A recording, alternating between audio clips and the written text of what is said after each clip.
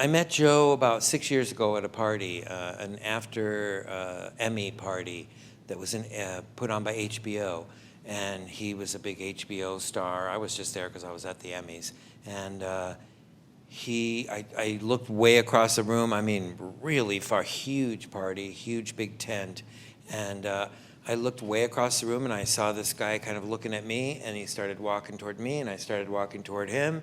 And we met halfway in the middle of the party, and he said to me, I'm like a huge Pee Wee freak. I love Pee Wee Herman.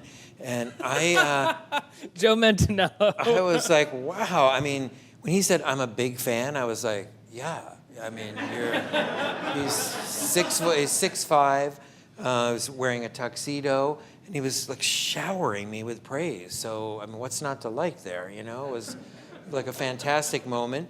And we exchanged information, and a few days later he called and asked me if I wanted to go to the Tim Burton retrospective at the Los Angeles County Museum of Art. I missed it here in New York, and I missed it in Los Angeles, the opening.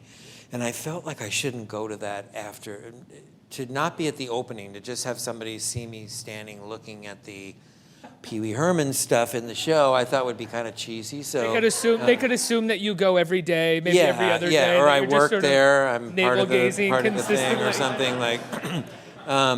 So I standing next to him, being like, "It's me right there. Yeah, hey, I'm that guy."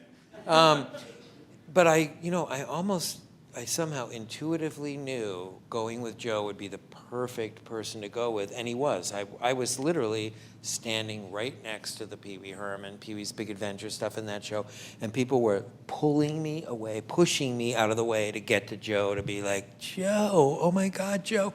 And really? So he's the perfect person for me to go anywhere with, and now that he's married, the two of them together, you could be the Pope. I mean, you could be anyone, and you'd be invisible.